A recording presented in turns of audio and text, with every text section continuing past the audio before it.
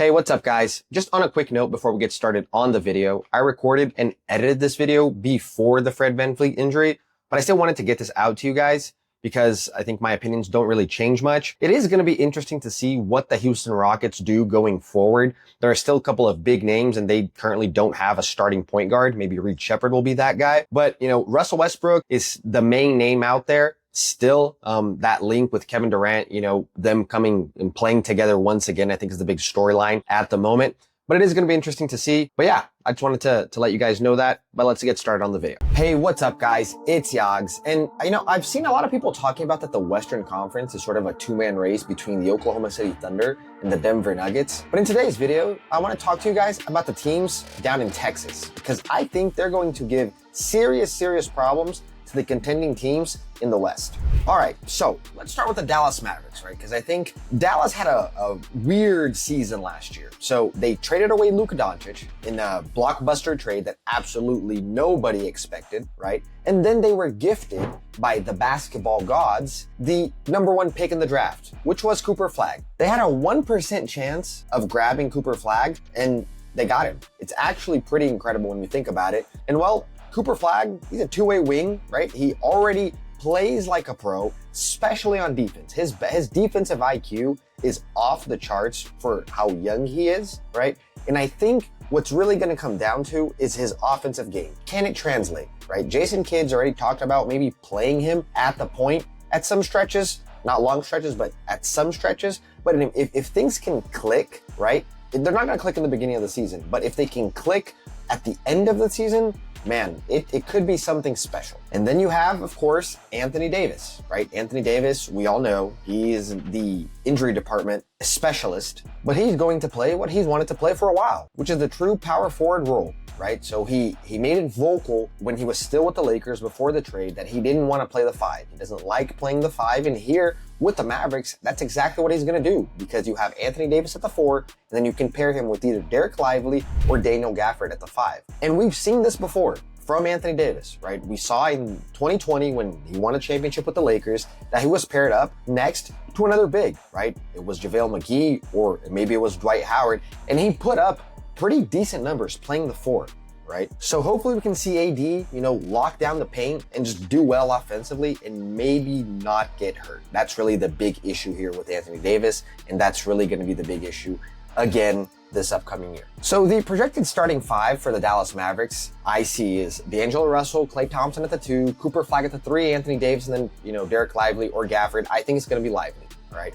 You have Kyrie Irving coming off the ACL tear, right? We don't know what his timetable looks like right now, but I would imagine that he would only come back at the end of the season or maybe even the beginning of the playoffs. So Dallas went out and got D'Lo, right? They got D'Lo at the mid-level exception. He is a veteran point guard who can maybe stabilize that guard room until Kyrie Irving gets back. But he had a pretty rough season last year, right? He shot around 39% from the floor, 31% from 3. He was a super streaky shooter. Eventually got benched by JJ Redick and then traded to the Brooklyn Nets, right? And now he signs with the Dallas Mavericks in the offseason. And you have, of course, Klay Thompson, right? We know that Klay Thompson, he's not the Klay Thompson that he used to be back in Golden State. You could even say he's kind of washed. Let's be real. Maybe he is kind of washed, right? But if Dallas Mavericks can get even a glimpse of what Klay used to be, it stretches the floor for AD, right? So he can play down low, and you have to respect the 3 ball from the Mavs, right? And I think both D'Lo and Klay Thompson, they need to play well, because I think they're pretty much the only people on that team that can consistently shoot a 3 ball, right? So if D'Lo can't be streaky, and Klay, if he can get back to what he used to be in some way, that's gonna really count for the Mavs. And then we go back to what I said at the beginning of the video about Cooper Flagg, right? So Flagg closed his college career with 44% from deep,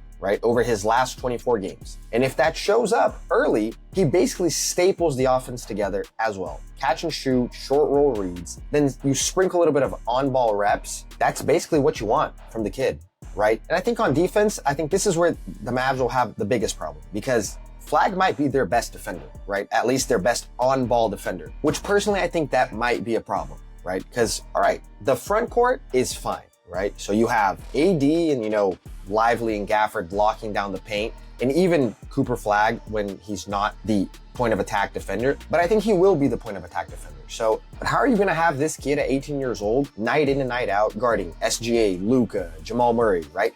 That's a tough ask. And you have him doing that while having to be possibly the second best scorer on the team until Kyrie Irving comes back. I don't know. That's a lot of pressure. And if you can do it, I mean, that would be great, right? But is the consistency going to be there, right? Or is the toll of being the point of attack defender going to wear him out throughout the season? And then for the bench, right? You have a pretty decent bench when you look at it. You have PJ Washington, Daniel Gafford, Caleb Martin, Najee Marshall, Dante Exum, even Max Christie, which is a guy I really like, right? That buys you room for Klay Thompson's rest games, for D'Lo's streaky shooting, and also for Kyrie Irving's ramp up to actually getting back to playing basketball. And when you think about it in the playoffs, you can shift lineups without really throwing off the identity of the team. So to me, how can they shock the West? And look, I think people aren't giving credit to the Dallas Mavericks like they should be, right? So where do I think they get thrown off? So what do I think needs to happen for them to actually do well, right? Flag shot needs to translate. AD needs to stay healthy. If Klay Thompson can get back to playing valuable minutes, and actually hitting the three ball, fantastic. And D'Lo needs to get in the rhythm, right? And also Kyrie Irving needs to come back and move like himself after this ACL tear, right? So if 3 of those 5 things actually hit, Dallas goes from a solid playoff team, which I think they will be, to a serious problem in the playoffs. All right, so San Antonio. So if you thought that they were waiting politely in the rebuild line, well, you thought wrong, right? So Victor Wembanyama, he comes into year 3 healthy after the problem that he had last year. And before he was shut down for the season, 24 points, 11 boards, and a league-leading 3.8 blocks a game. Almost 4 blocks a game. That's crazy. I mean, those are already stats that can basically tilt games at any given point, right? And he's still figuring things out. This kid's so young. So of course, the big move last year was the De'Aaron Fox trade. You kind of have to pick your poison, right? The Fox-Wemby pick and rolls or pick and pops isn't just good action.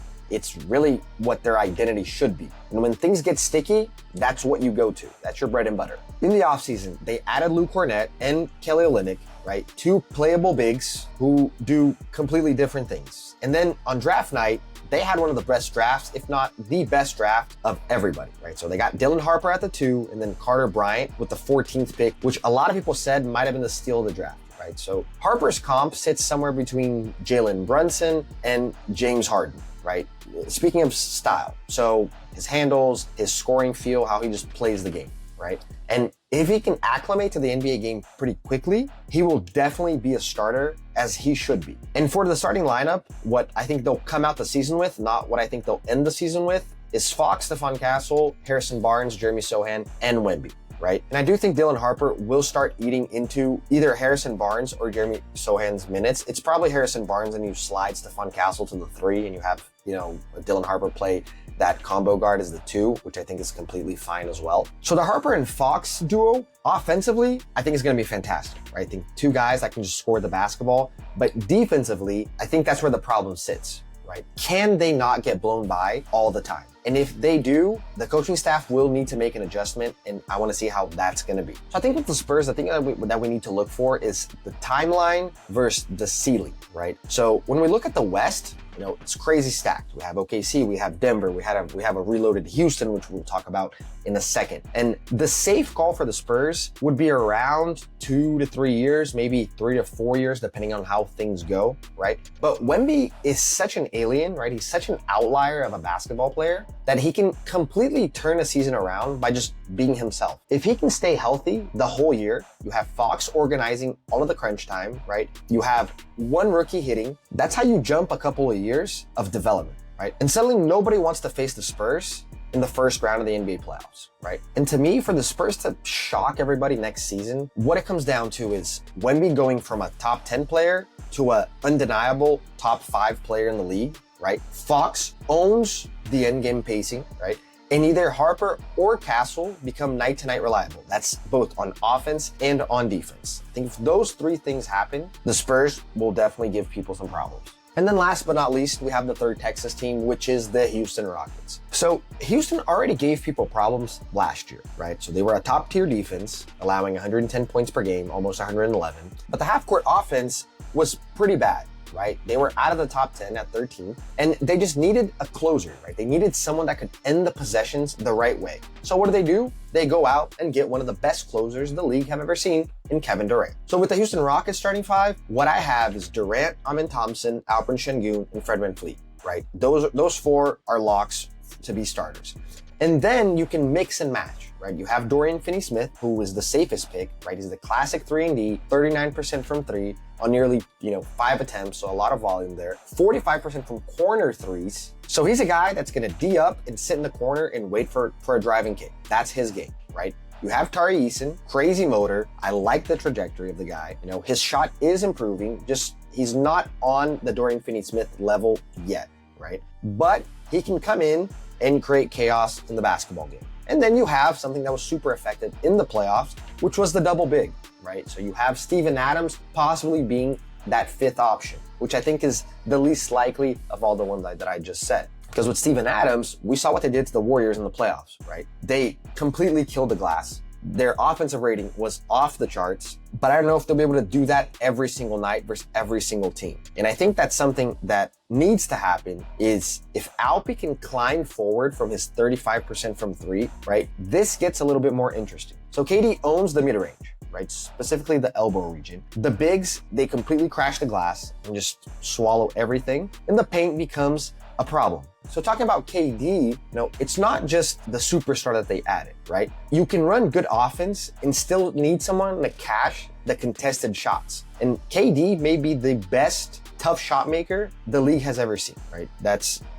If you don't agree with that, I don't know. I think you're crazy. In Houston, he doesn't need to be a two-way guy, right? He doesn't need to play defense because you have Amin Thompson, you have DFS, you have Tari Eason, you have Jabari Smith. You have a bunch of people that can play D. All that he needs to do is play offense and get them buckets at the end of games and at the end of shot clocks, which for a guy at Kevin Durant's age, that's the best thing in the world, right? You just have to play offense. And Amin Thompson, he needs to make a leap at some point, right? We all know that he's a freak athlete. So last year he averaged 14 points, 8 rebounds, and around 2 stocks per game, while shooting 55% from the field. If he can get better at his catch and shoot, or even his three, right? People were daring him to shoot the basketball. So if he can get better at that, getting those open shots to go down, that's gonna be a problem. That's gonna force teams to actually contest him and fear his shot. And the rotation is actually kind of insane. You have Tari Eason, Jabari Smith, Clint Capella, Adams, you have Reed Shepherd minutes as a quick release spacer. That's different looks every 6 minutes. You don't rest against Houston. You hope that they go cold and just don't make a shot, right? So how do they shock the West? Start Dorian Finney-Smith, you get Şengün's 3-point percentage up. Amin Thompson's jumper actually becomes decent, right? It doesn't have to be great or good. It has to be decent. It actually needs to knock down open shots, right? And then KD turns the last 5 minutes into what he does best, right? With that, I think that Houston can actually put a lot of pressure on both the Nuggets and the Oklahoma City Thunder. So Dallas is daring the league to meet them at the rim while developing a teenager to run the show. San Antonio strapped the Rocket to Wemby's timeline with Fox and a rookie who might be ready right now. And Houston finally solved the who ends the possession question with one of the coldest closers to ever play this game. And do all three hit their ceilings? Probably not, right? But I think at least 2 of the 3 will give teams problems in the playoffs. But yeah, guys, if you guys enjoyed the video, leave a like, subscribe to the channel. I'm trying to hit those 1,000 subscribers. I really appreciate it. And leave it down in the comments. I want to know which Texas team do you guys think is the best and which one is kind of the underdog coming into this season. Let me know. As always, my name's Yogs, and I'll catch you guys on the next one. Peace.